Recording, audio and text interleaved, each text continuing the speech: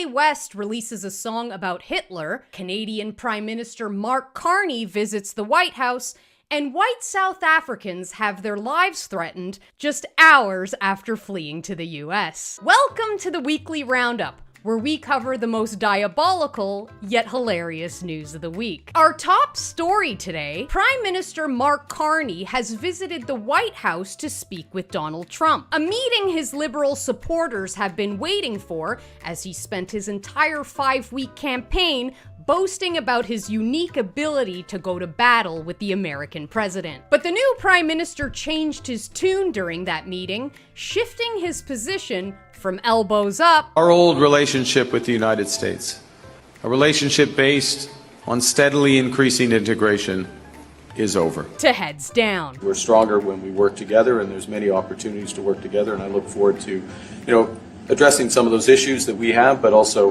finding those areas of mutual cooperation so we can move forward.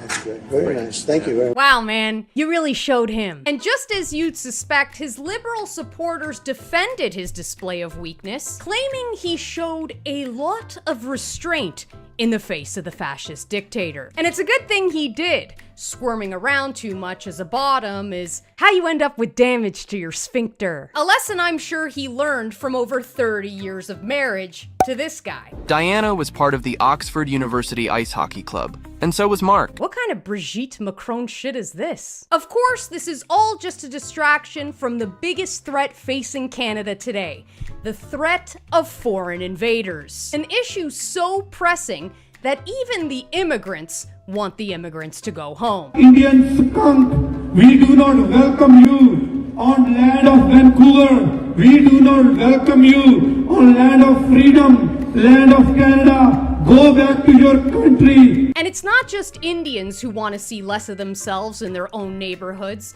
In an unexpected twist, American white liberals have now decided they are anti-refugee. All it took to shift their perspective was the importing of 59 white refugees. Yeah, that's right. Many people are up in arms this week after the Trump administration welcomed a handful of Afrikaners into the country. White African farmers, typically of French or Dutch descent, who have been living under the threat of genocide for years. And the reason for the uproar, according to the Party of Logic and Reason, is that the genocide isn't actually happening, but also that it is happening and they deserve it. This is for the South Africans who are going to be entering the United States. I want to let you know that our president, he has Secret Service and you will not. I also want to tell you that Black people over here are empowered.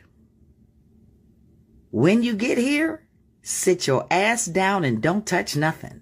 Nothing says I evolved in the murder capital of the world quite like having eyes on both sides of your head. I will say I appreciate corporate auntie's honesty.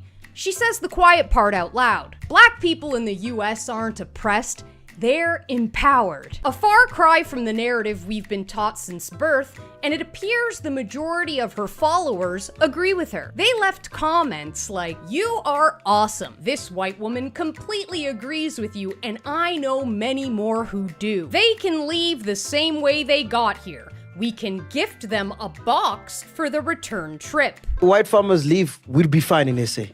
If the white farmers leave, then we are going to enter civil war. Because people are going to come into your house to get food.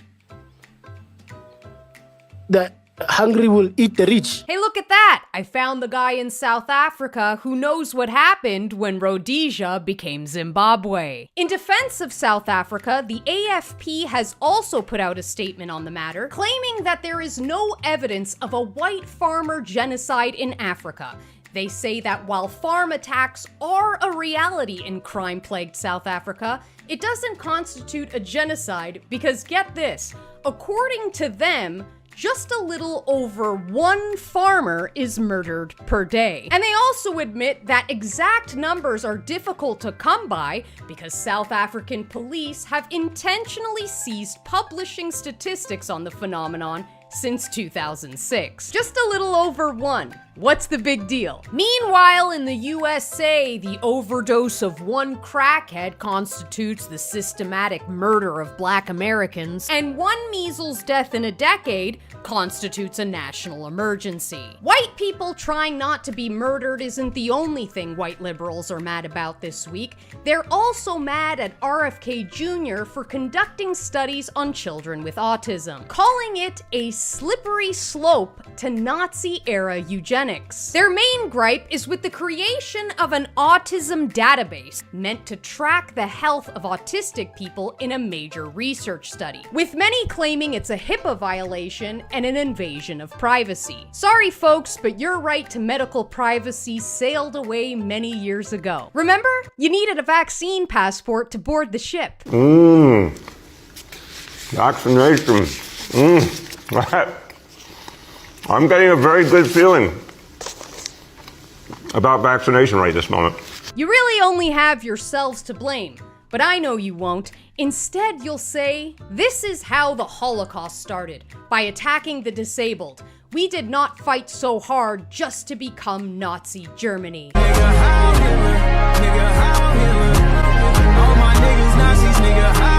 Kanye West has released a song titled Heil Hitler, where he sings about becoming increasingly angry. So angry that he himself is becoming Adolf Hitler. And Andrew Tate was later seen blasting the song in his Bugatti.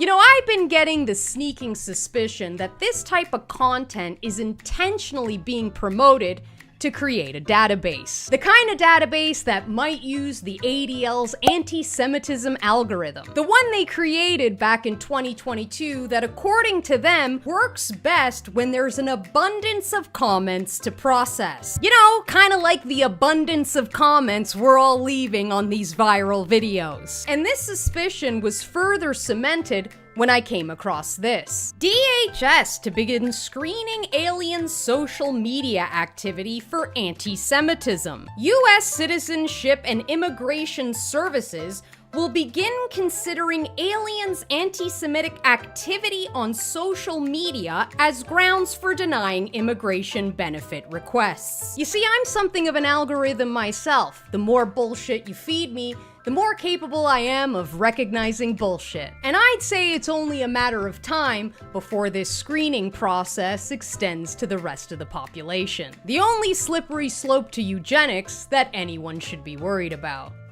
Alright, I was in the middle of editing and realized I forgot to film this once again, so if you like this video, please don't forget to like, comment, and subscribe, and check out some other videos from my channel. Also, this channel has been completely demonetized by YouTube, so if you'd like to show me some support, please consider subscribing to my locals. I post a post show there after every video, typically on Friday. Alright, I love you, goodbye.